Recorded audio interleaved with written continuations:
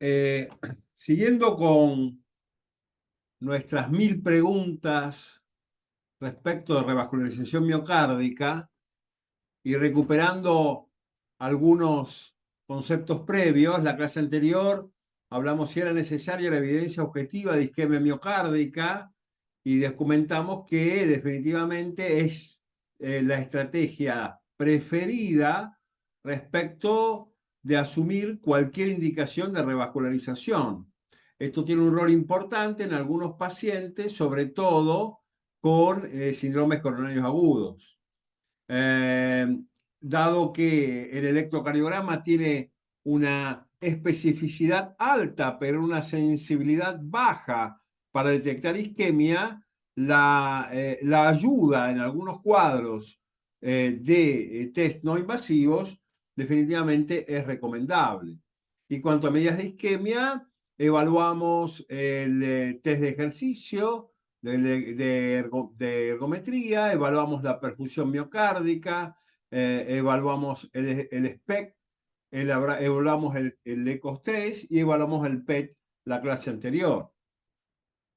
Cuando se debe indicarlas, también es algo que hemos visto en la reunión anterior, y cuando no podemos, no es posible relevar isquemia miocárdica y tenemos la duda si revascularizar o no en pacientes con un riesgo anatómico dudoso, nosotros hablamos de que la isquemia podía ser macroangiopáticamente significativa si hacíamos FFR y el FFR era inferior al 60%, y que también hablamos de la evaluación de reserva coronaria, y hablamos también de IBUS, la clase anterior. En cuanto al IBUS, dijimos que aportaba datos concretos respecto de la longitud de la lesión, que aportaba datos concretos respecto de lesiones en bifurcación, que aportaba datos concretos respecto del porcentaje real de estenosis, dado que podía evaluar el lumen, no solo el lumen en sí, que es algo que evalúa la coronariografía, pero el lumen respecto del resto del espesor de la arteria, dándonos una proporción concreta de la lesión en sí. Y si no hay evidencias de lesiones coronarias significativas y hay isquemia, hablamos de INOCA. El problema es la microcirculación, no en los grandes vasos.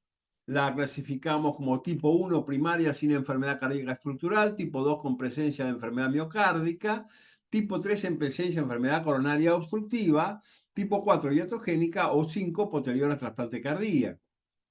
Y también hablamos de infarto agudo de miocardio, que es la denominación que incluye un mosaico de afecciones que se presentan como infarto de miocardio en ausencia de estenosis coronaria.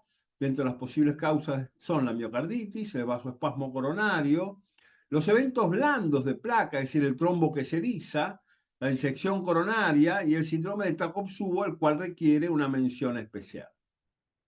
En cuanto al pronóstico de Minoca, dijimos también que los pacientes con Minoca tienen similar tasa global de recurrencia anginosa que los pacientes con enfermedad aterotrombótica durante el primer año posterior al evento.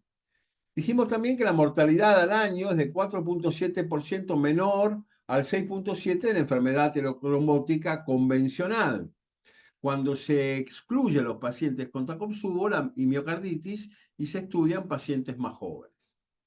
Vamos a ver qué vemos ahora, qué vamos a ver hoy, respecto de las 1000 preguntas de revascularización miocárdica. Y lo primero que tenemos que preguntarnos, ¿qué es ANGOR y cómo estratificar el riesgo de ANGOR?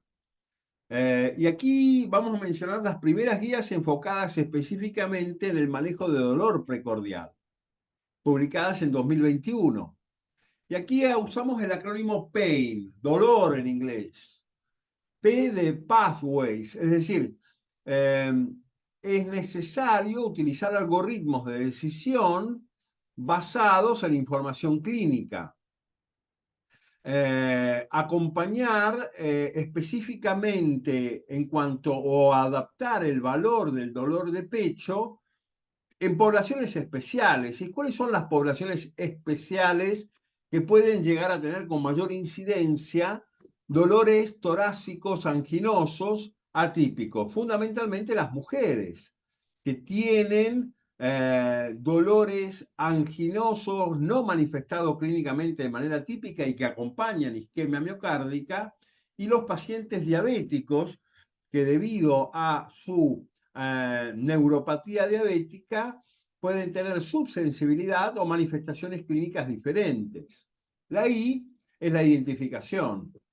Hay que identificar, y de esto nos vamos a ocupar en un minuto, aquellos pacientes que son susceptibles de ser sometidos a estudios complementarios, no invasivos o invasivos, en cuanto al dolor de pecho. Definitivamente, la N es identificar aquellas situaciones en las cuales el dolor no es cardíaco y que todo esto debe ser utilizado con algoritmos estructurados y prospectivos. Definitivamente, cuando nosotros definimos ANGOR, definimos a un dolor de pecho que tiene alta probabilidad de ser isquémico cuando está en el centro del pecho con forma de presión o de ardor.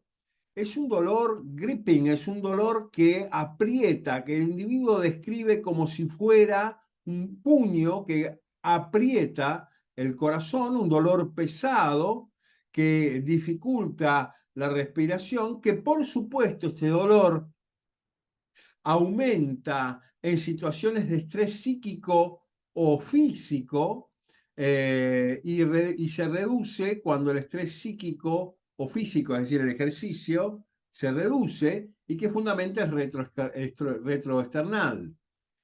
El dolor generalmente es de tipo en el hemitórax izquierdo, y mucho menos probablemente coronario es el dolor del lado derecho, de tipo punzante o quemante, el dolor en puntada de costado, es decir, el tipo puntada, no es un dolor normalmente típico coronario, y si ese dolor fundamentalmente se incrementa con la tos, se incrementa con la inspiración profunda o cambia de intensidad con los cambios posturales del cuerpo, es muy poco probable que esto sea coronario, con lo cual es probable que se trate de un dolor no cardíaco. Las troponinas ultrasensibles son ahora el estándar como biomarcador para el diagnóstico de infarto. Otros, como la CK, CKMB, CK total, deben abandonarse porque han perdido sensibilidad y especificidad. Los pacientes que se presentan en el departamento de emergencias con dolor precordial y sospecha de síndrome coronario agudo deben ser clasificados en bajo, intermedio y alto riesgo. En este sentido, entonces, para los pacientes de riesgo intermedio, sin enfermedad coronaria conocida, se recomienda la angiotomografía coronaria para excluir la enfermedad coronaria. Pero antes que esto, yo quisiera definir fundamentalmente tres tipos de riesgos coronarios a entender. Es decir, siempre que nosotros pensemos un paciente con cardiopatía isquémica, tenemos que plantearnos establecer claramente tres riesgos centrales. Primero, el riesgo clínico. Un paciente de riesgo clínico elevado es, por supuesto, aquel paciente que ha presentado muerte súbita, es aquel paciente que presenta dolor de pecho con antecedentes ciertos de enfermedad coronaria, es aquel paciente que presenta dolor de pecho a baja carga o en reposo, es aquel paciente que presenta dolor de pecho asociado a disnea, es aquel paciente que presenta dolor de pecho asociado a síncope. Estos son pacientes de alto riesgo clínico. El paciente con alto riesgo clínico no requiere más, es paciente que directamente va a la cinecoronariografía para establecer el riesgo anatómico. Los pacientes de riesgo clínico bajo no requieren más que, como dijimos antes, por ahí tomografía, una angiotomografía coronaria para establecer si tienen o no tienen enfermedad coronaria. No necesitan una cinecoronariografía. Si existiera evidencia de estenosis o la tomografía no es concluyente, podríamos pasar a la cinecoronariografía y ahí entonces evaluar FFR, como vimos en la clase anterior, o evaluar reserva coronaria, incluso hacer test de acetilcolina para despejar todas dudas respecto del espasmo específico. Cuando un paciente no tiene riesgo ni bajo ni alto desde el punto de vista clínico, en este paciente debemos definir la existencia de un bajo riesgo o de un alto riesgo con un estudio complementario por imágenes. Es decir, el estudio complementario por imágenes no debe hacerse en pacientes de bajo riesgo. El estudio complementario por imágenes en general no debe hacerse en pacientes con alto riesgo. El paciente de muy bajo riesgo, que tiene un dolor que no parece coronario, que no tiene electrocardiograma, que no tiene disnea, que no tiene síncope, que no tiene antecedentes de enfermedad coronaria, probablemente sea un paciente para simplemente seguir médicamente. Y el paciente de muy alto riesgo, aquel paciente que tiene todas estas cuestiones que dijimos antes, es un paciente que no requiere un estudio complementario por imágenes. Es un paciente que por alto riesgo clínico debe ir definitivamente a cinecoronariografía. Entonces, los pacientes de riesgo intermedio también tienen una recomendación clase 1 de una prueba de esfuerzo con nivel de evidencia B. En los pacientes de alto riesgo tienen una recomendación clase 1 de angiografía invasiva. Los pacientes de bajo riesgo, aquellos con un riesgo en 30 días de muerte o evento menor al 1%, pueden ser enviados a su casa con pautas de alarma. Otra de las novedades de estos trabajos es sacar el concepto de Angor atípico.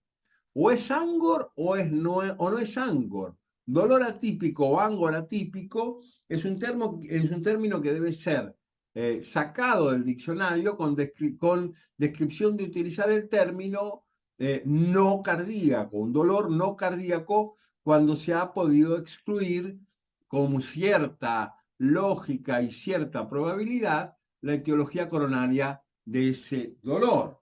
¿Preguntas hasta acá?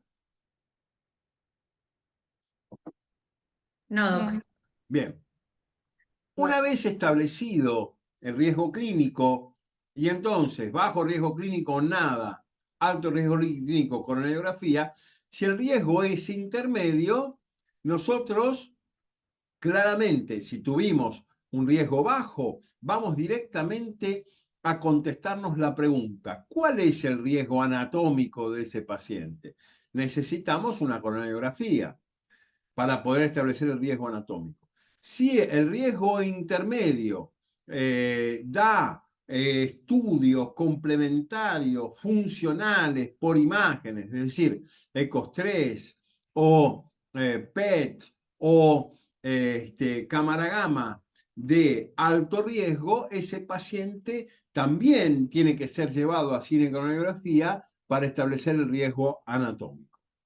Avancemos con las preguntas. Con isquemia presente, ¿revascularizar aumenta siempre la sobrevida? ¿Ustedes qué opinan? Cuando hay isquemia, ya no estoy hablando de monto, si simplemente la isquemia está presente, ¿aumenta siempre la sobrevida o hay algunos tipos de isquemia que mejoran su sobrevida con revascularización nada más? ¿Qué opinan ustedes?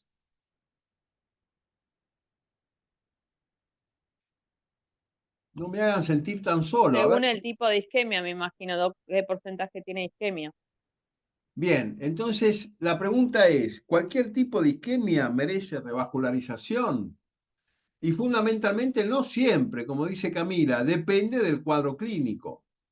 Fíjense que si nosotros evaluamos la incidencia de muerte súbita en la población general, toda la gente que anda por la calle, definitivamente el número neto, numérico, número de eventos es el mayor. Pero a medida que nosotros tomamos en cuenta pacientes de mayor riesgo, es el número total de muertes súbitas en la calle es el más alto de todos, pero la proporción respecto de la población general es muy bajita.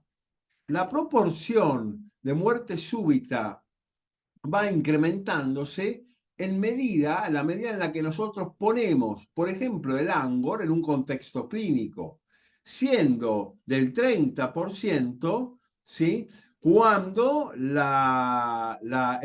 ANGOR se presenta post infarto agudo de miocardio. Es decir, nosotros tenemos que es mucho más probable que la isquemia nos dé problemas en pacientes con antecedentes de enfermedad coronaria, más probable aún si estos pacientes tienen antecedentes de enfermedad coronaria y menos de 30% de fracción de eyección, más probable aún que el ANGOR nos dé problemas o la isquemia nos dé problemas cuando se trata de pacientes con historia coronaria, menos del 30% de fracción de eyección y sobrevivientes de un paro cardíaco, y mucho peor es la presencia de isquemia en pacientes con antecedentes de enfermedad coronaria, menos del 30% de fracción de eyección, sobrevivientes de un infarto, en el contexto de sobrevivientes de una muerte súbita, en el contexto de un infarto agudo de miocardio. Es decir, que la presencia de isquemia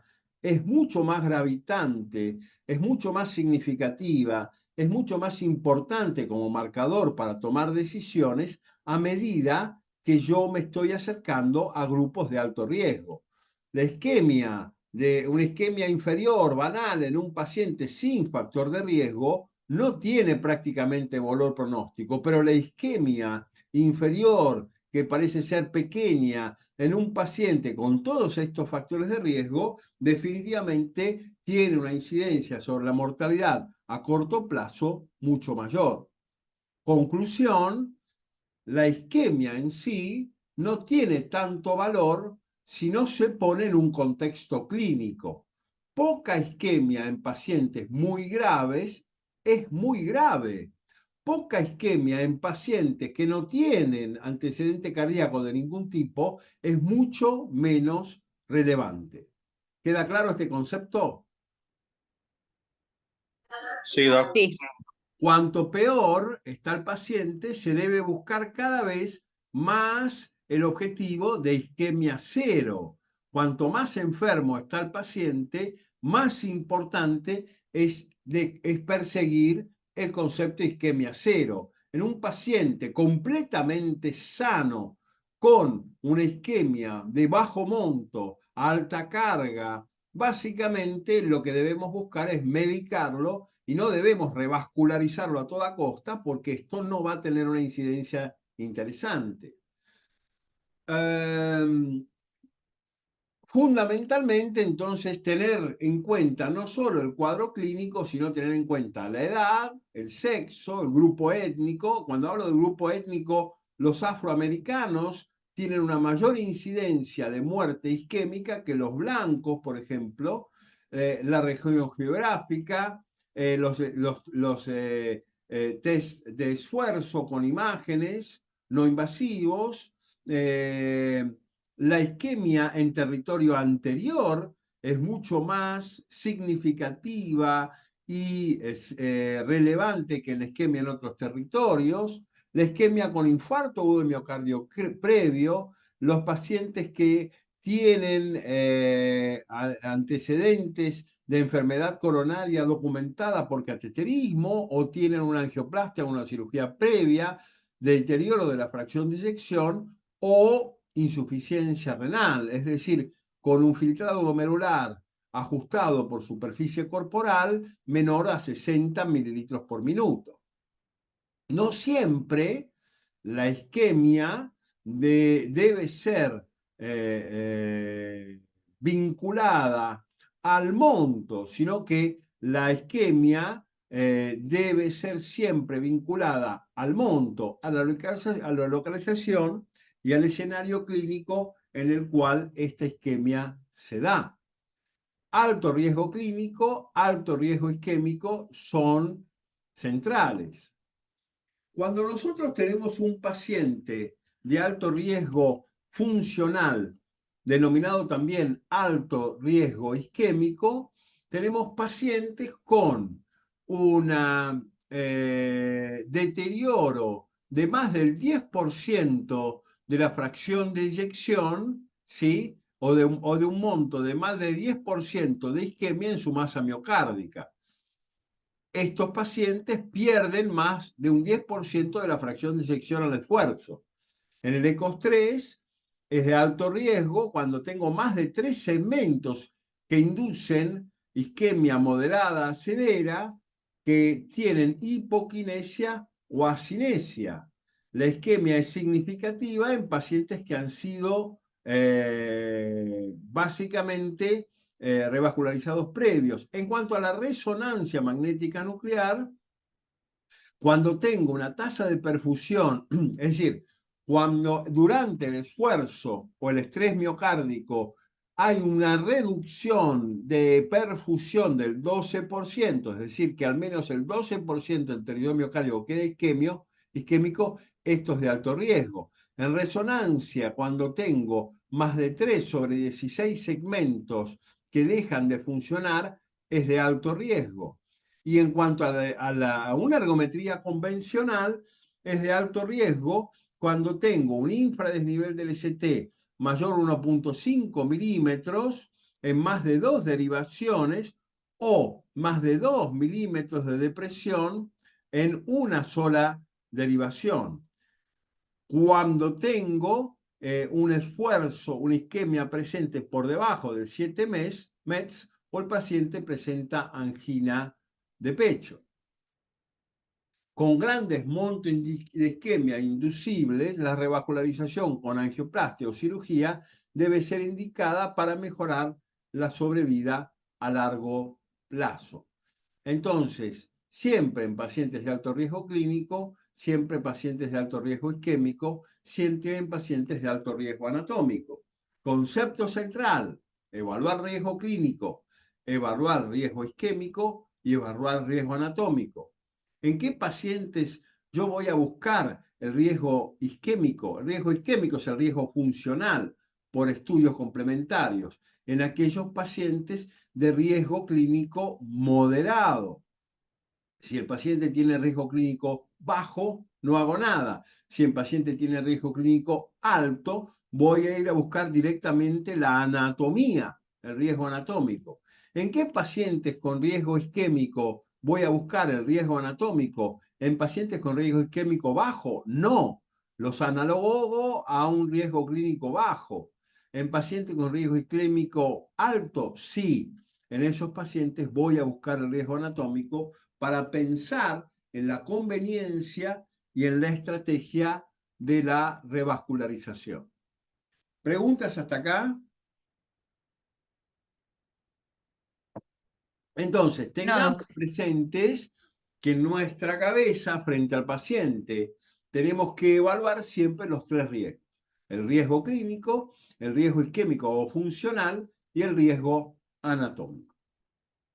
Bien, supongamos que tenemos un paciente con angina crónica estable. El tipo tiene dolor de pecho cuando sube 4 pisos por la escalera, tiene dolor de pecho cuando discute con su esposa, tiene dolor de pecho cuando le hacen un gol a boca, tiene dolor de pecho postprandial, pero básicamente tiene dolor de pecho siempre igual.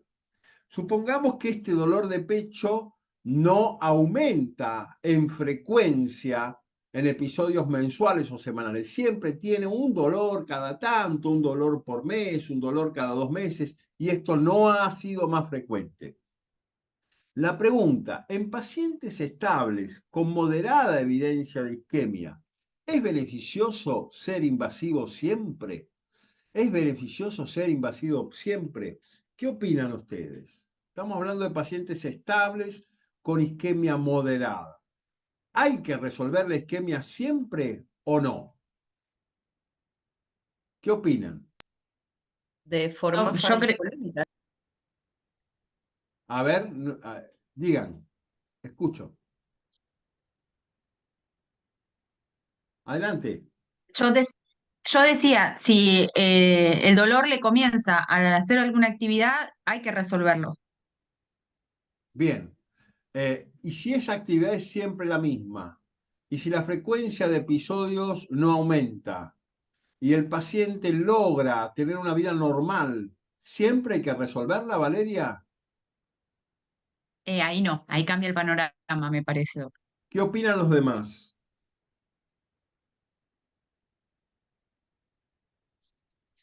O sea, porque Ángel, así como como lo plantea, Doc, pareciera ser un dolor asociado a algo porque es constante y no le trae mayores alteraciones. vamos a ver qué dice la bibliografía para contestar esta pregunta. Aquí tenemos el estudio Isquemia, International Study of Comparative Health Effectiveness with Medical and Invasive Approach. Estudio Isquemia, ¿sí? En el estudio Isquemia, fundamentalmente se enrolaron pacientes con angina crónica estable, con isquemia moderada tirando a severa, ¿sí? Y fundamentalmente estos pacientes se los terminó randomizando en estrategia invasiva más tratamiento médico más cinecoronariografía y revascularización. Y la mitad fueron a esto, y la mitad de estos pacientes con isquemia moderada y estables, moderada, severa y estables, fueron randomizados a estrategia conservadora, ¿sí?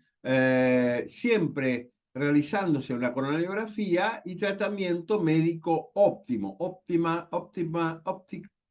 medical treatment.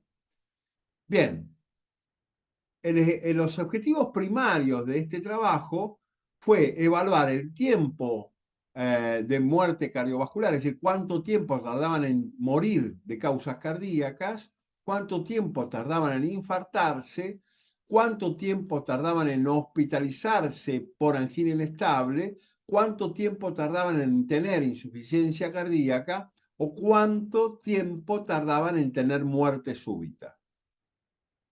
En cuanto a estos eran los objetivos primarios. En cuanto a objetivos secundarios, el tiempo combinado de muerte cardiovascular o infarto de miocardio y la calidad de vida. ¿Sí? Entonces, los objetivos fueron causas de muerte global, todas las causas de muerte global, beneficio de revascularización y en un endpoint combinado. ¿Qué incluyeron? Pacientes de más de 21 años con isquemia moderada severa, con todos los criterios que dijimos hace un rato, que implica una isquemia moderada a severa. Se llevaron, se evaluó el riesgo anatómico, interpretando que un paciente tenía alto riesgo anatómico cuando tenía una estenosis de más del 50% en arterias epicárdicas, en vasos mayores, es decir, descendente anterior, tronco de coronaria derecha proximal, o más del 70% en lesiones de tercio medio de los vasos, ¿sí? Se excluyó a los pacientes que tenían coronaria izquierda.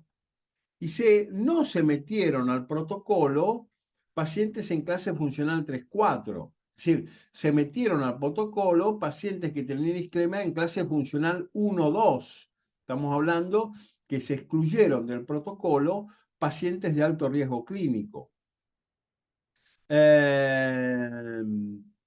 Básicamente se excluyeron del protocolo los pacientes que no pudieran ser controlados con tratamiento médico, se excluyeron aquellos de menos de 35% de fracción de eyección, se excluyeron los pacientes con síndrome coronario agudo angioplastia o cirugía dentro del año o pacientes con menos del 30% de fracción de eyección.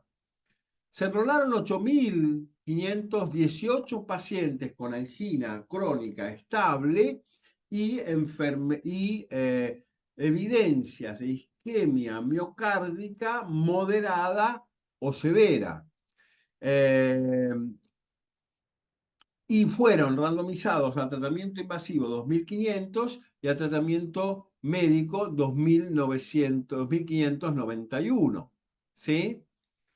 Las poblaciones fueron exactamente iguales en cuanto a diabetes, fracción de eyección e historia de angina, tanto en aquellos que fueron a tratamiento invasivo como tratamiento conservador, siendo la modalidad de test de ejercicio también similar, es decir, las poblaciones de los que fueron a revascularización o los que fueron a tratamiento médico con angina crónica estable e isquemia moderada a severa fueron absolutamente similares.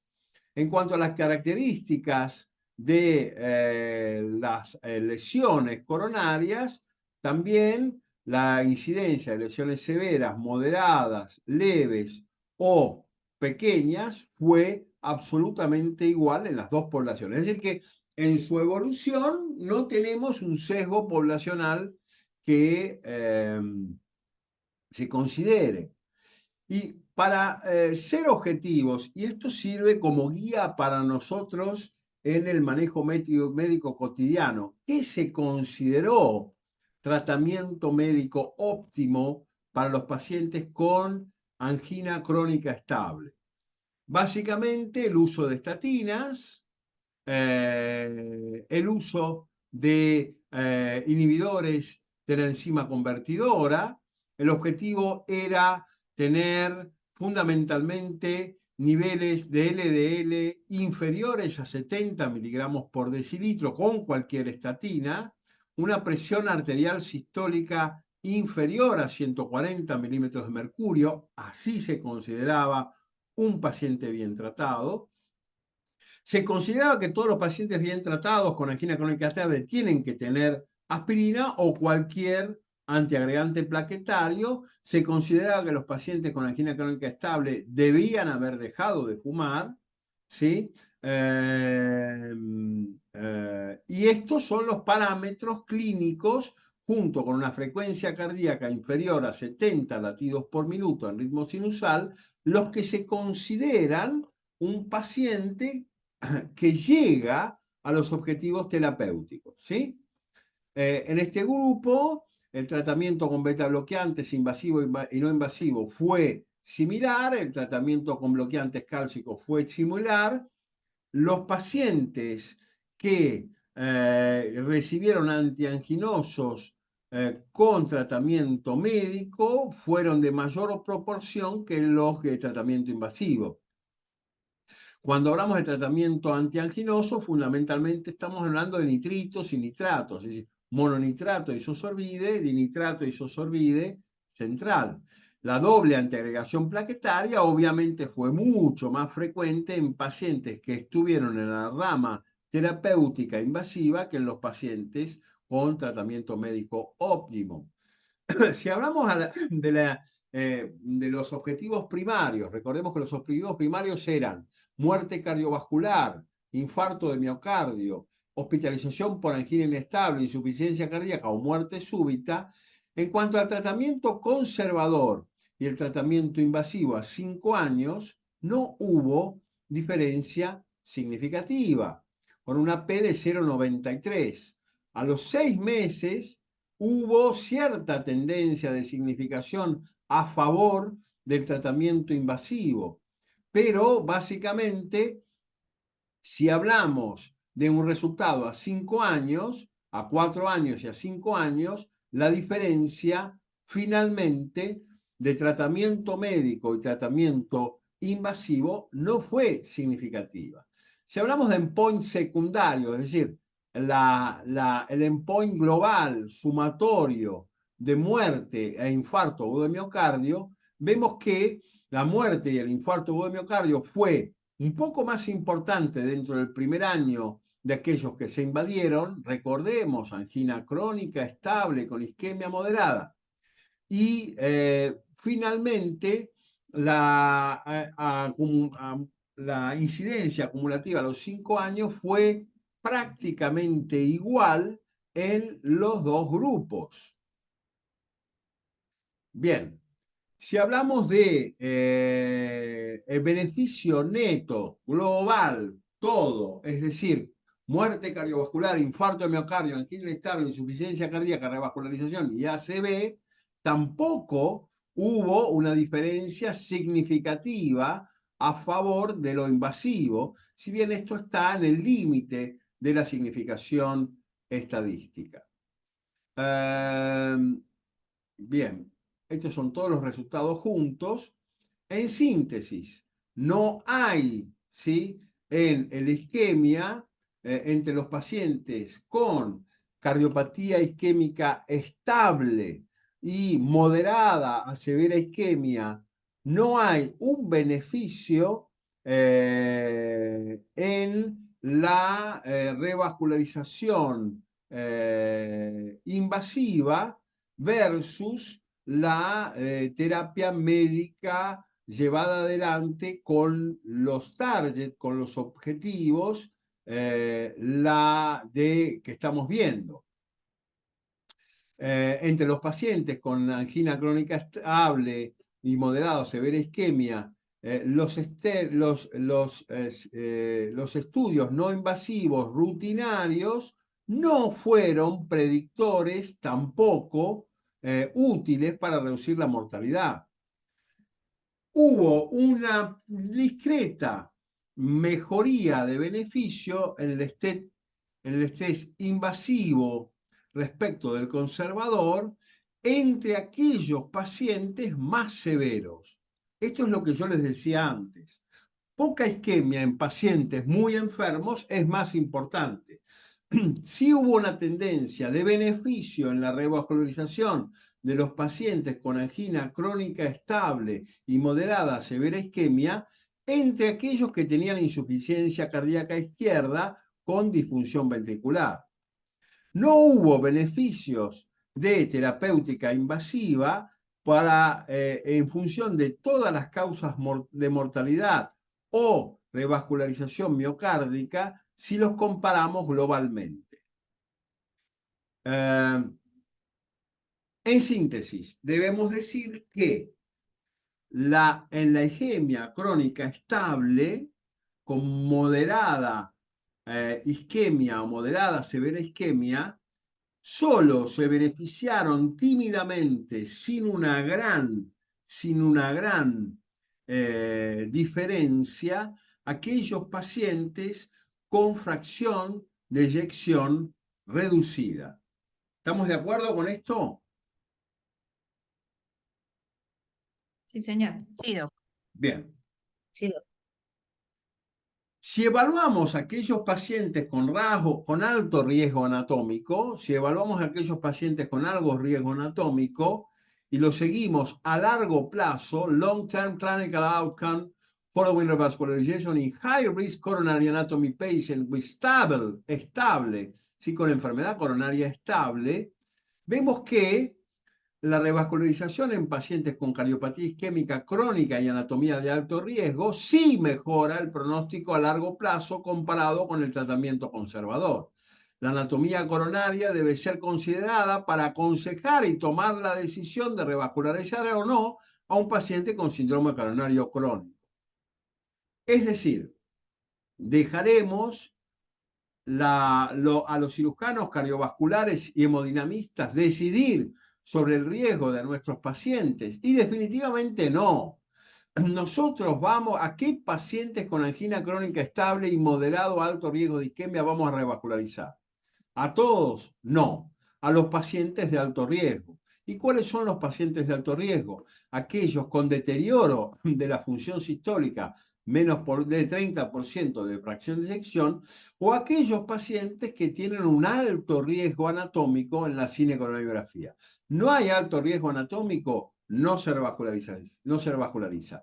No tiene deterioro de la función de sección. No hay beneficios a 5 años de la revascularización respecto del tratamiento médico crónico. Esta no es mi opinión. Esto es lo que la bibliografía demuestra. Si bien en la clínica uno tiene la tendencia a revascularizar a todos los pacientes con moderado o alto riesgo isquémico. Es decir, hay que parar la mano porque no a todos los pacientes esto les resulta beneficioso. ¿Se entendió? Sí, doc. Sí, doc. Bien. Doc. Ok.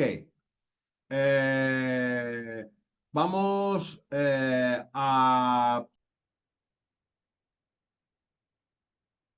Avancemos con las preguntas. La tomografía, la angiotomografía coronaria como primer estudio coronario, ¿en qué pacientes debemos indicarla? Y fundamentalmente en el estudio PROMISE y recientemente en el isquemia, la tomografía ofrece el máximo rédito para el manejo de qué pacientes.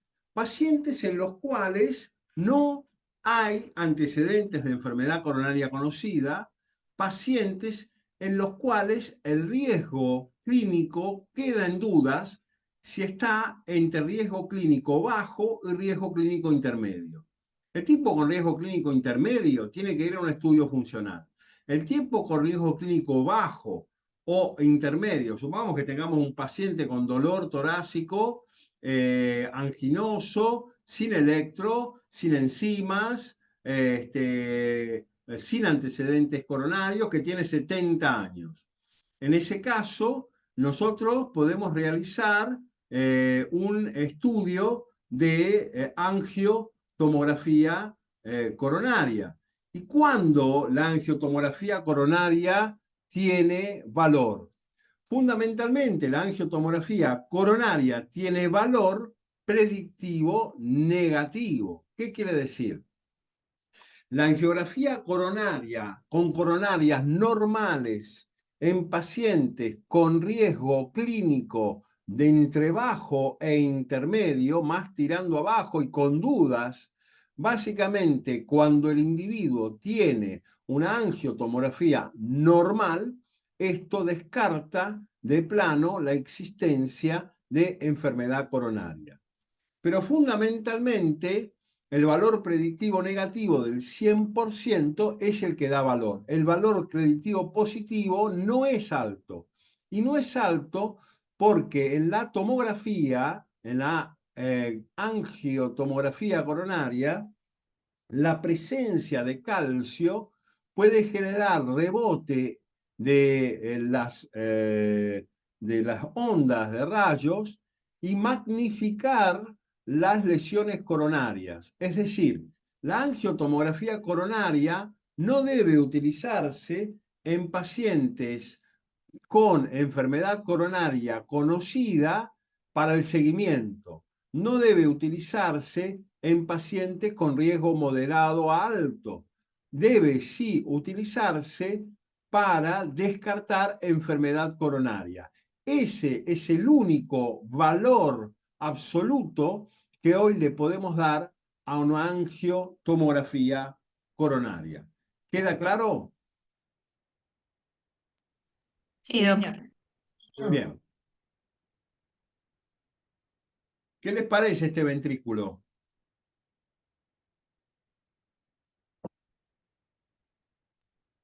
Tiene una... Hipokinético. Está entre severo y muy jodido, ¿no? La disfunción ventricular izquierda es una variable independiente de la isquemia. Es decir, poca isquemia en el contexto de un ventrículo severo, ¿es un dato relevante que debe ser resuelto o no? Dijimos que fuimos anticipando la respuesta. Tengo un ventrículo tan severo que para cuidar al paciente, por ahí no hago nada. Entonces, en ventrículos severos, ¿es mejor no hacer nada? Y definitivamente, en pacientes con enfermedad arterial coronaria severa, la disfunción ventricular sin revascularización predice un alto riesgo de muerte, con una sobrevida a 3 años del 24%, aún en tratamiento médico óptimo. Es decir, poca isquemia en ventrículos severos es muy importante. En pacientes con menos del 35% de fracción de eyección, cualquier monto de isquemia relevada predice alta mortalidad, 75% de mortalidad a 3 años, aún con un tratamiento médico óptimo. Dicho de otra forma, ¿yo puedo negociar con poca isquemia en el ventrículo severo? Definitivamente no. En un ventrículo severo, mi objetivo terapéutico es siempre isquemia cero. ¿De acuerdo? Ok. ¿Todo necrótico irrecuperable o todavía hay vida en este miocardio? Y entonces aquí surge la necesidad de si hay isquemia o no hay isquemia, porque por ahí este ventrículo en una prueba funcional me da todo necrótico, este ventrículo visto en el electrocardiograma me da todo necrótico y en realidad no está necrótico. Y entonces vamos a definir qué es viabilidad miocárdica.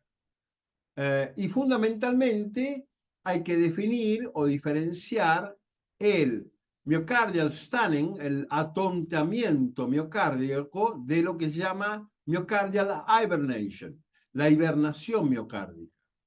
La hibernación miocárdica es una disfunción contráctil, es decir, el segmento está aquinético y se refiere a porciones del corazón en los cuales la perfusión miocárdica está severamente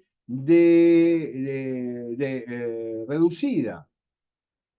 Ese miocardio está vivo, pero como mecanismo adaptativo evita de contraerse para no morir. Evita de contraerse para no morir. Esto se puede evidenciar retrospectivamente cuando lo revascularizamos.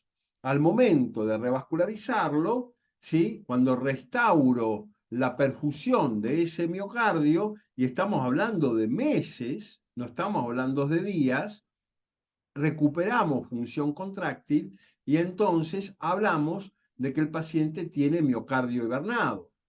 En cuanto al atonantamiento miocárdico, es algo que ocurre en días o semanas después de una oclusión coronaria aguda. Supongamos que un paciente tiene un infarto de miocardio y ese paciente es revascularizado, ya sea por vía farmacológica, con estreptoquinasa o RTPA, ya sea por vía percutánea, con una angioplastia, o ya sea por vía quirúrgica, pero es revascularizado rápidamente. Ese miocardio que está atontado no recupera función hasta algunas semanas, incluso 3 semanas, luego del episodio oclusivo coronario.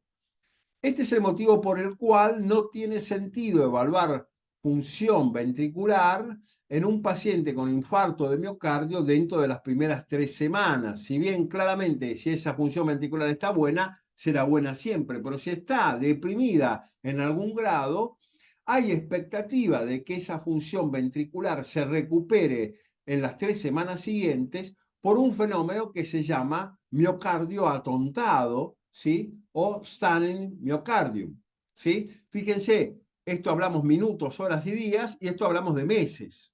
En los dos casos hay aquinesia o hipoquinesia. Uno recupera rápido, en semanas, atontamiento miocárdico, el otro recupera solo después de la revascularización. ¿Se entendió la diferencia en conceptual? Sí, Avancemos. Entonces, la pregunta, en este caso en particular, del miocardio hibernado, es si hay viabilidad, si ese segmento cardíaco está vivo y yo lo puedo recuperar o no con revascularización. Y en este sentido, el concepto de viabilidad miocárdica no es el concepto que pueda obtenerse de un solo estudio complementario. El concepto de viabilidad miocárdica es un concepto clínico. Claramente, si el paciente tiene ANGOR, tiene viabilidad miocárdica. Si nosotros miramos el electrocardiograma y en el electrocardiograma, en el segmento aquinético hay R, básicamente tiene viabilidad miocárdica. Si nosotros miramos el ecocardiograma y la función de la fracción de eyección está severamente deprimida, pero el segmento está severamente hipoquinético y no aquinético, hay viabilidad miocárdica. Si nosotros miramos el ecocardiograma y el segmento no está fibrótico, no está hiperrefringente, es posible que haya viabilidad miocárdica. Debemos avanzar ante la presencia de necrosis en una prueba de perfusión. Sí, hay que buscar viabilidad miocárdica. En cuanto a las disfunciones miocárdicas reversibles, el aturdimiento del miocardio viable es una disfunción postisquémica que persiste a pesar del restablecimiento del flujo sanguíneo normal. ¿Cuánto tiempo? 3 semanas, un mes. Patogenia parece ser consecuente a la agresión oxidativa y alteraciones de la homeostasis de calcio. Disminuye la actividad de los monofilamentos. Cuando hay reperfusión, hay lo que nosotros llamamos injuria por reperfusión. Durante la isquemia, el tejido miocárdico trabaja en anaerobiosis, acumula una cantidad significativa de ácido láctico y peróxido de hidrógeno. Cuando restituimos el oxígeno a ese tejido, demora tiempo en lavar ese ácido láctico, demora tiempo en convertir ese peróxido de hidrógeno en agua y oxígeno. La reserva inotrópica mejora la función miocárdica a las 2 semanas. Es decir, cuando yo tengo una función ventricular dentro de las primeras 2 a 4 semanas del infarto, tengo que entender que esa función ventricular, probablemente si ya ha ocurrido reperfusión, no es la función ventricular definitiva, que esa función ventricular puede mejorar. En cuanto a la hibernación del miocardio viable, la hibernación es la alteración persistente del funcionamiento en reposo por reducción del flujo sanguíneo. La revascularización mejora la función miocárdica. Las pruebas diagnósticas, más allá de los conceptos clínicos, más allá de los conceptos electrocardiográficos, para la búsqueda de viabilidad miocárdica, son la perfusión miocárdica talio 201 y tecnesio 99 con reperfusión tardía. Es decir, yo le hago la cámara gamma al paciente, pero no me interesa la reperfusión en ese momento. Al paciente lo cito 24 horas después y le hago la captación, porque si tiene viabilidad miocárdica, en el mismo día me puede dar necrosis, pero al día siguiente ese segmento puede estar empezando a reperfundirse y eso es viabilidad miocárdica. En cuanto al ecostrés, también es un estudio útil para ver viabilidad miocárdica, especialmente en los ecoestrés cuyo estrés es farmacológico. Es decir, hablamos de ecoestrés fundamentalmente con dobutamina. En cuanto a la resonancia miocárdica y al PET, exactamente lo mismo. ¿Se entendieron estos conceptos? Sí, doc. Traducido a la práctica clínica, cuando la viabilidad miocárdica sustancial está presente, la función global también puede mejorar después de la revascularización. Disminuye la mortalidad en pacientes con viabilidad sustancial que son sometidas a revascularización. Los pacientes con viabilidad mejoran no solo su función ventricular luego de la revascularización, sino que también mejoran su sobrevida. Múltiples métodos, entonces, la coherencia óptica, la angioresonancia, la cámara gamma, confluyen a el diagnóstico de viabilidad miocárdica. Un paciente tiene viabilidad miocárdica cuando tiene mejoría de las funciones contráctiles tras revascularización, mejora la función con dobutamina a bajas dosis, ausencia de un deterioro fijo en la captación de tallo en el SPECT, captación de fosfoglicerato en PET, y en resonancia magnética nuclear tiene un porcentaje de transmolaridad menor al 50%, del espesor miocárdico con realce tardío y un grosor de la pared miocárdica conservado. Bien. Más preguntas. Seguimos en un ventrículo severo. ¿Es obligatorio buscar viabilidad en la miocardiopatía dilatada isquémico-necrótica para indicar una revascularización? Y ahí vamos al STITCH, Surgical Treatment for Ischemic Heart Failure, Trial of Coronary Artery Bypass Grafting versus Coronary Artery Bypass Grafting plus Medical Treatment. ¿Qué hicieron? ¿Qué hizo esta gente? Comparó en 601 pacientes, 483 pacientes con ventrículo y miocardio viable y los randomizó a tratamiento médico versus cinecoronariografía. En los pacientes con miocardio no viable, la sobrevida, el número de muertes en cirugía cardíaca fue notablemente mayor que el número de muertes de pacientes sometidos a cirugía cardíaca con miocardio viable. Es decir, la viabilidad miocárdica fue un predictor de éxito significativo, si bien la P no es extremadamente alta, pero los muertos con miocardio viable sometidos a cirugía cardíaca fueron menos que los muertos sin miocardio viable sometidos a cirugía cardíaca. Entonces, las indicaciones de revascularización en pacientes con angina estable o angina exilente marcan entonces todos estos fenómenos que acabamos de nombrar. Seguimos con el miocardio severo, con el ventrículo severo. Siempre que hay viabilidad, hay que revascularizar quirúrgicamente al paciente. ¿A ustedes qué les parece?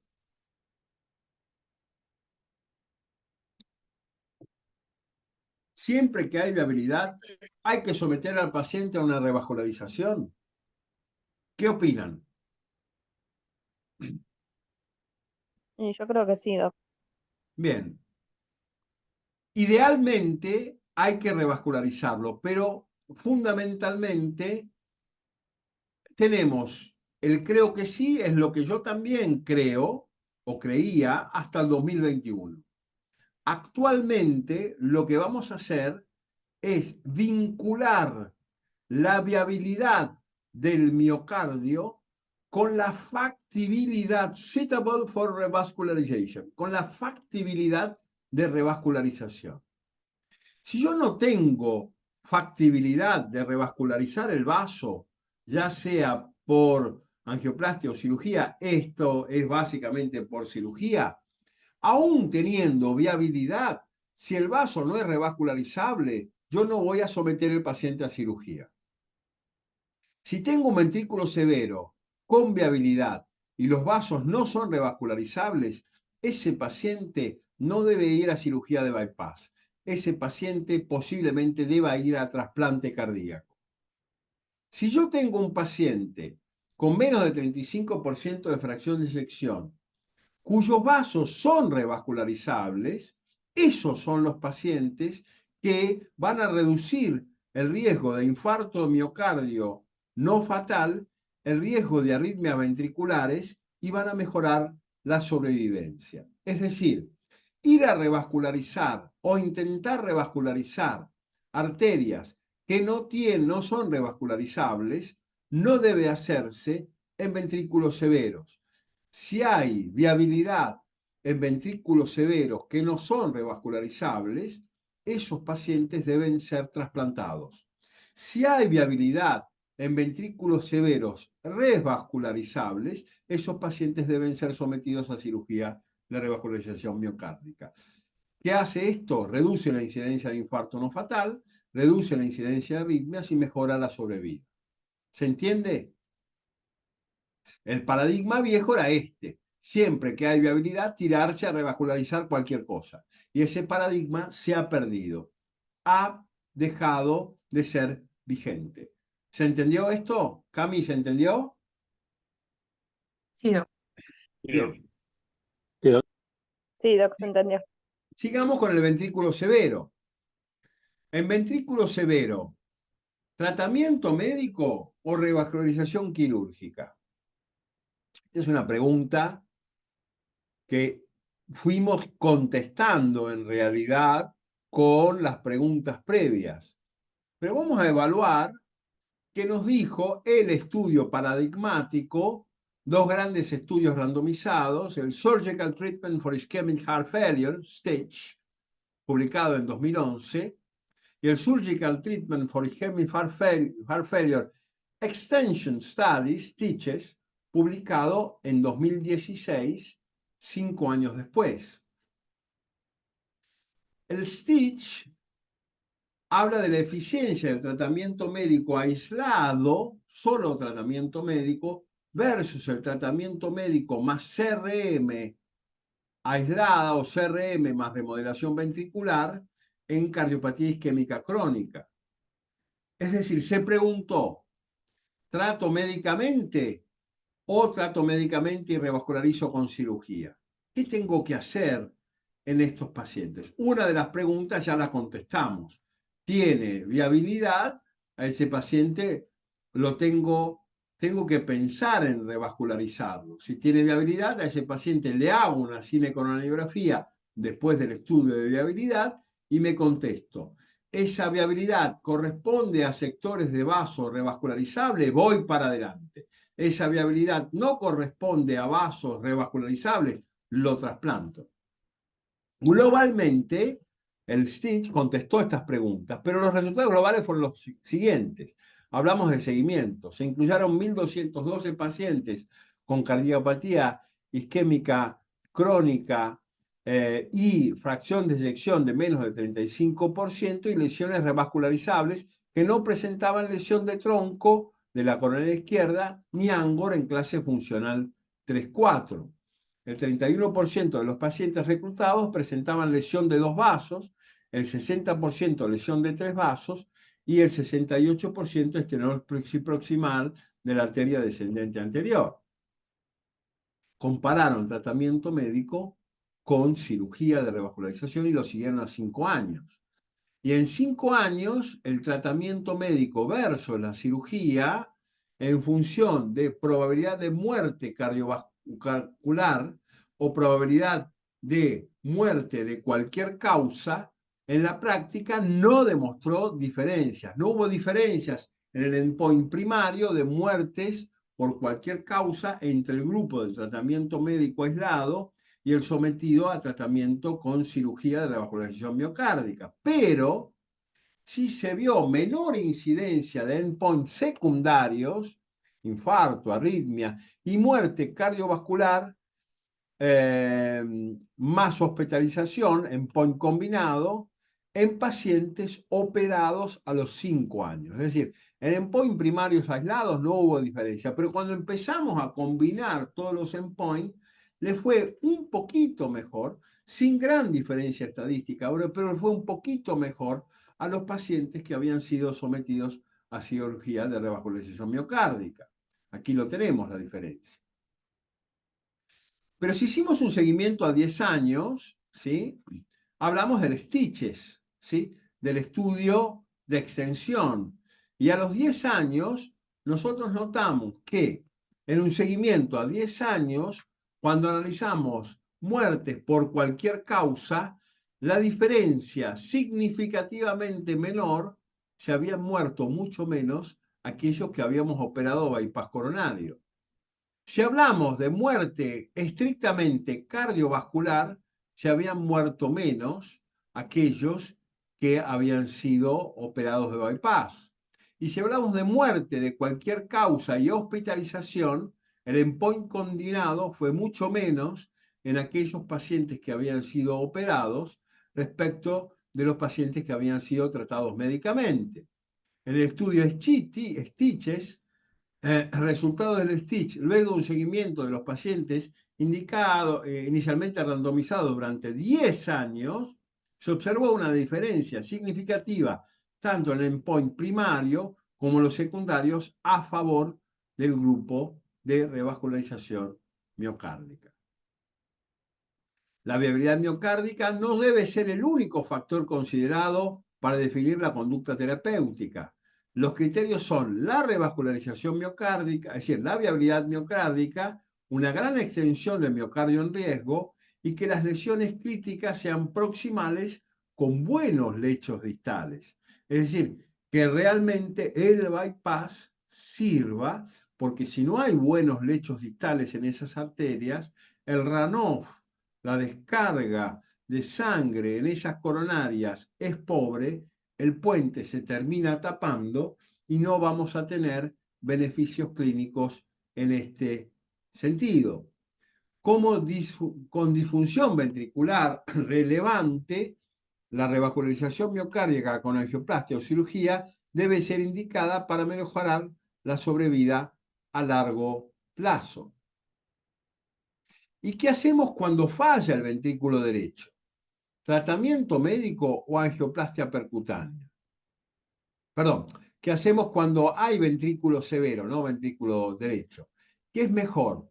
¿Tratamiento médico o angioplastia percutánea? Ya definimos que a 10 años, cuando las condiciones son dadas y las condiciones ya las nombramos, es mejor operar al paciente que tratarlo médicamente. ¿Qué pasa si hacemos un seguimiento de angioplastia versus tratamiento médico? Y en este sentido, en el estudio REVIVE, fundamentalmente se randomizaron 700 pacientes con menos del 35% de fracción de eyección con viabilidad miocárdica. Se los randomizó a tratamiento médico solo versus angioplastia más tratamiento médico óptimo. Se evaluaron todas las causas de muerte o hospitalización por insuficiencia cardíaca en un seguimiento a 2 años. 700 pacientes con enfermedad coronaria y ventrículo hecho torta, ¿sí? Angioplastia más tratamiento versus tratamiento médico óptimo. En un seguimiento a 2 años no hubo diferencia significativa global de pacientes angioplastiados versus pacientes tratados médicamente. ¿Preguntas hasta acá? No, Más preguntas. ¿Cómo les parece que está este ventrículo derecho? ¿Bien o mal?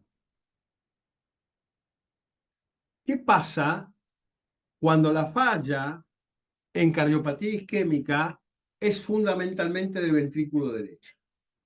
¿Qué pasa en la decisión de revascularización quirúrgica, sobre todo con circulación extracorpórea, cuando el ventrículo derecho falla? Un ventrículo derecho fundamentalmente puede fallar por 2 causales: la hipertensión pulmonar, es decir, el aumento de poscarga de ese ventrículo derecho, y la isquemia del ventrículo derecho. La hipertensión pulmonar por síndromes isquémicos reperfusión, embolia pulmonar, protamina, hipertensión pulmonar preexistente, la isquemia, embolias aéreas, eventos trombóticos, disfunción de injerto aórtico, hipotensión arterial. La insuficiencia ventricular derecha fundamentalmente puede inducir disfunción ventricular izquierda por interdependencia ventricular, empujar el septum hacia la izquierda, reducir la cavidad del ventrículo izquierdo, aumentar las presiones de fin de diástole ventrículo izquierdo, generando bajo gasto e hipotensión arterial con colapso circulatorio. La disfunción ventricular derecha puede ser sistólica, dando arritmias, generando bajo gasto, o diastólica, generando insuficiencia tricuspidia con toda la profusa clínica de la congestión derecha. La falla del ventrículo derecho constituye una contraindicación relativa para la cirugía de revascularización miocárdica. En pacientes con fracción de eyección del ventrículo derecho inferior a 40%, tienen un riesgo marcadamente elevado para cirugía y una pobre sobrevida a largo plazo, debiendo ser considerados candidatos a trasplante cardíaco. Es decir, toda la lógica que acabamos de decir cambia completamente de foco si el que falla es el ventrículo derecho. ¿Queda claro? Sí, Bien. doc. Bueno, y el paciente viene al consultorio 1, 2, 3 años y tiene dolor de pecho y yo le doy el dolor de pecho es crónico estable, no es un paciente de un riesgo clínico moderado a bajo, es un paciente que tiene una cámara gamma con un riesgo, con un monto isquémico, con una carga isquémica menor al 10%, es un paciente que hace una vida normal. Revascularizar solo para reducir síntomas. ¿Es algo que tiene sentido o no tiene sentido? En ese tipo de pacientes estables, con un monto isquémico pequeño, que no aumenta con el tiempo, con una angina crónica estable, si yo lo revascularizo, ¿realmente le relevo los síntomas o no le relevo los síntomas? ¿Ustedes qué creen? ¿Qué opinan? Bueno, dado que no tienen opinión y me hacen sentir más solo que Adán en el Día de la Madre, vamos a ver qué dice la bibliografía. ¿Qué pasa con los crónicos estables a los cuales revascularizar? Revascularizar solo para reducir síntomas. En este estudio realmente interesante, habla de los pacientes levemente sintomáticos que son sometidos a estrategias de revascularización percutánea. Si a estos pacientes realmente con un monto isquémico controlable, les solucionamos el problema. Los pacientes se diagnostican con angina crónica estable, basados en un estudio de estrés, con una isquemia que no sugiere enfermedad de coronaria izquierda y que tienen un monto isquémico moderado a bajo. Y entonces randomizamos a los pacientes revascularizados por angioplastia o cirugía versus pacientes no revascularizados y tratados médicamente. Entonces vamos a ver qué pasa, los pacientes que no mejoran, los pacientes que mejoran con stent y los pacientes que permanecen sintomáticos. Vemos que los pacientes que no mejoran, fundamentalmente, a un mes, van a ir reduciéndose con el correr del tiempo. Pero si nosotros hacemos un seguimiento a 36 meses, vemos que los pacientes que han sido angioplastiados más tratamiento médico contra los pacientes con tratamiento médico, algunos de ellos han mejorado, pero en la comparación global de las dos poblaciones, tratamiento médico versus angioplastia más tratamiento médico, no hay una diferencia significativa.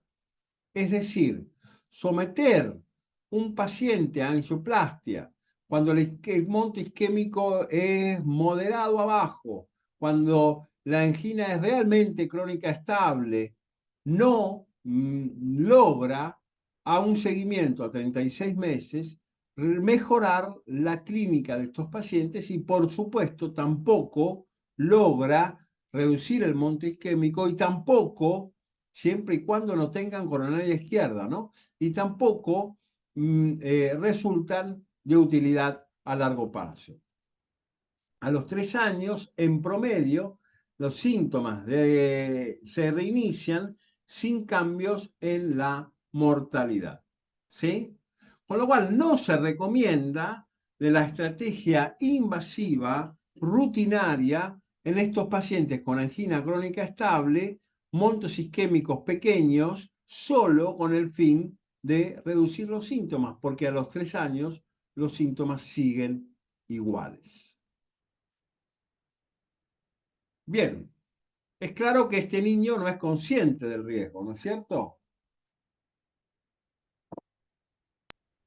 Y entonces No, aquí entramos en el concepto de qué es la isquemia silente. ¿Qué es la isquemia que no se manifiesta por Angor? ¿Qué valor clínico tiene esta isquemia y cómo nos debemos manejar frente a estos cuadros clínicos?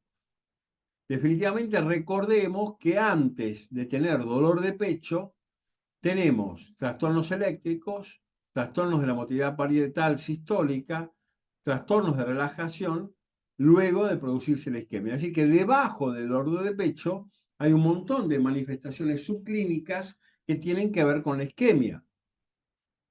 ¿Cómo definimos isquemia silente? La documentación de signos metabólicos, hemodinámicos, funcionales o electrocardiográficos de desequilibrio, demanda, aporte de oxígeno al miocardio sin que haya síntomas reconocibles. Esto es isquemia silente. Sin síntomas. Clasificación. Tipo 1. Pacientes totalmente asintomáticos, ¿sí? Descubierto, en los cuales se descubre isquemia casualmente. 2. Pacientes asintomáticos, sin Angor, luego de un infarto agudo de miocardio, pero que siguen presentando isquemia activa. Han tenido un infarto, el infarto por ahí fue sintomático con Angor, pero luego del infarto no tienen más Angor, pero en los estudios yo documento isquemia. Esto es el tipo 2. Tipo 3, episodio de isquemia silente, sin síntomas, en pacientes que tienen otros episodios sintomáticos. Los tipos tienen Angor, ¿sí? Con isquemia, pero muchas veces, más allá de no tener Angor, tienen episodios de isquemia sin síntomas. Esto es el tipo 3. Definitivamente, la isquemia tipo 1 es la más infrecuente, no experimentan angina en ningún momento. La isquemia tipo 2, isquemia con infarto previo, y la isquemia tipo 3, definitivamente episodios de isquemia sin Angor en pacientes con angina y episodios isquémicos anginosos es el tipo más frecuente. ¿Esto se entendió? Sí, Sí, doc. doc. Bien. Mecanismos de isquemia silente, asociación de diabetes con isquemia silente, polineuropatía diabética. Pacientes con isquemia silente muestran un umbral alto a estímulos dolorosos. Hay pacientes que tienen un umbral doloroso muy alto. Aumento de opioides exógenos. El paciente que consume opioides exógenos obviamente puede tener isquemia limitada por los opioides. Isquemias menos graves por episodios sintomáticos y defecto en la corteza cerebral. Básicamente han cambiado con el correr del tiempo las definiciones de isquemia silente, pero actualmente se tiene presente que cualquier proceso isquémico es un proceso inflamatorio y que la liberación de interleuquinas en el tejido miocárdico isquémico puede inhibir la presencia de dolor. Y esto puede explicar la falta de síntomas en esos pacientes, ¿sí? Se habló durante muchos años de umbral de dolor y sensibilidad. Hoy se tiene en cuenta que la fisiopatología más frecuente, la causal de no dolor en episodios de isquemia, es sin duda la inflamación y la liberación de citoquinas. Hago un test de esfuerzo. Si el test de esfuerzo es negativo, no tengo isquemia, ni silente ni no silente. Si el test de isquemia es positivo con depresión del ST y angina, tengo angina asintomática.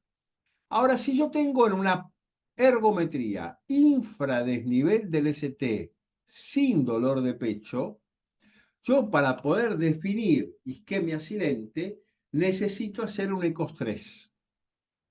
En el ECOS-3 de un paciente con infradesnivel del ST sin dolor de pecho, puedo tener dos resultados posibles.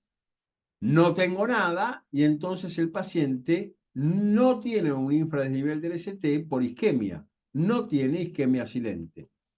O el ECOS-3 es positivo y entonces tengo isquemia miocárdica silente y entonces así sí defino definitivamente y con certeza la presencia de isquemia silente. ¿Se entiende esto? Doc, una consulta. Sí. Lo molesto, porque casualmente tenemos en gráfico una paciente una señora sin antecedentes, pero que su cardióloga la manda a hacer el estudio de ergometría y fue positivo porque en un momento, en el segundo episodio, ella hizo dolor. Ajá. Eh, ¿Es este caso que usted nos explica, es una isquemia silente o no? Porque ella no tuvo Y cambios en no. el electro. Sí, No. sí, no, no. Dos cosas, dos conceptos diferentes. Cuando hablamos de silente, hablamos sin angina. Si tiene angina, no es isquemia silente. Ok.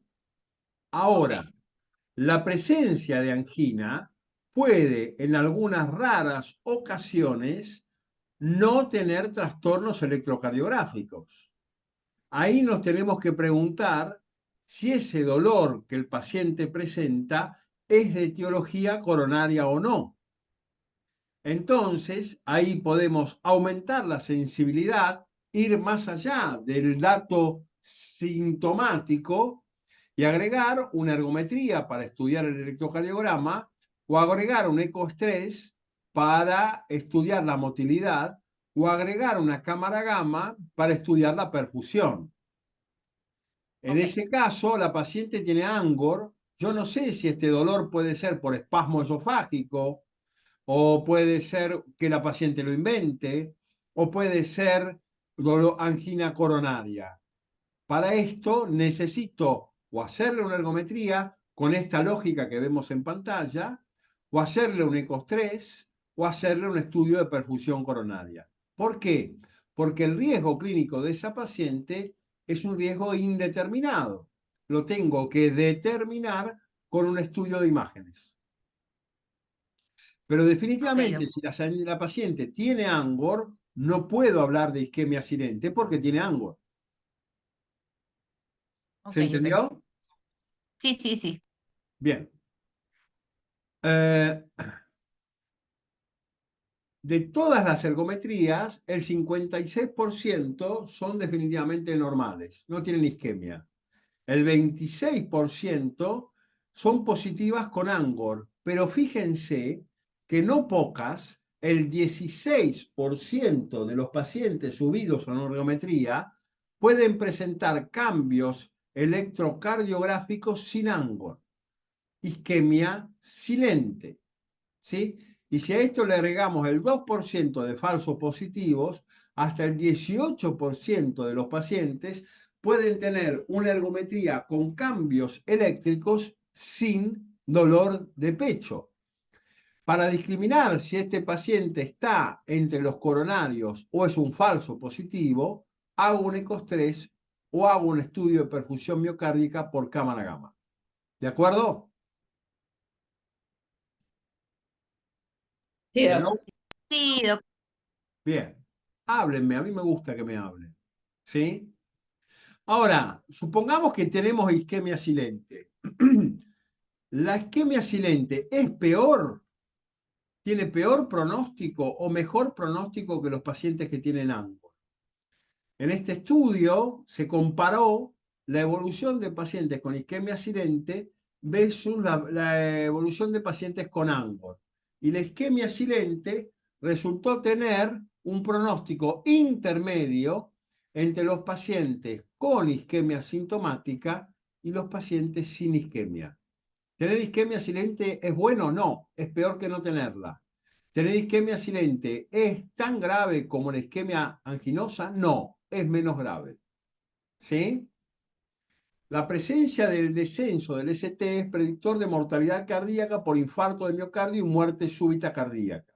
La presencia de isquemia miocárdica en el Holter, silente o sintomática, se asocia con un pronóstico desfavorable, especialmente si los episodios son frecuentes o acelerados. Es decir, la isquemia silente, frecuente o más frecuente es de peor pronóstico que no tener isquemia.